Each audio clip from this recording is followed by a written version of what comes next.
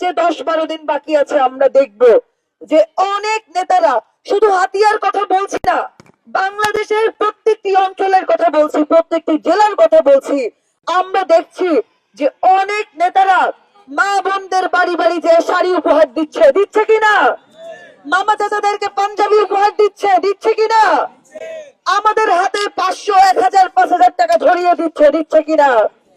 একটা কথা মনে রাখবেন, এই শাড়ি দেওয়ার মাধ্যমে, এই পাঞ্জাবি দেওয়ার মাধ্যমে, এই 500, 1000, 5000 টাকা দেওয়ার মাধ্যমে তারা আমাদের ভোট কিনতে চায়। আমাদের ভোট কিনা মানে কি? আমাদের ভোট কিনা মানে আমাদের বিবেককে কেড়ে ফেলা। কিন্তু কথা হচ্ছে আমরা এগুলো এখন বুঝি না। এখন কি আর আগের দিন আছে? এখন আগের দিন আছে? এখন শাড়ি পাঞ্জাবি আর 500, 1000 টাকা দিয়ে কি আমাদের ভোট কেনা যাবে? ফলে এই শাড়ি পাঞ্জাবি দেওয়ার সংস্কৃতি যারা ফিরিয়ে আনতে চাইবে তাদেরকে আমরা প্রতিহত করতে পারবো না? তাদেরকে আমরা প্রতিহত করতে পারবো না? এই যে গত পরশুদিন আমাদের অনেক নেতা কর্মীর উপর হামলা হয়েছে, আপনারা তারপর প্রতিবাদী মিছিল করেছেন না? আপনারা মিছিল করেছেন না? আমরা যারা আমাদের উপর হামলা করে, বারবার আমাদের নেতা কর্মীদের উপর হামলা করে, আমরা তাদেরকে স্পষ্ট করে বলে দিতে চাই, আমাদের একজন নেতা কর্মীকে হুমকি দেওয়া হলে, আমাদের একজন নেতা কর্মীর উপর হামলা করা হলে আমরা 1 লক্ষ ভাই বোন রাস্তায় চলে আসব। আমরা 1 লক্ষ ভাই বোন একসাথে আপনাদের বিরুদ্ধে দুর্গ গড়ে তুলব। আমরা একসাথে প্রতিরোধ গড়ে তুলব।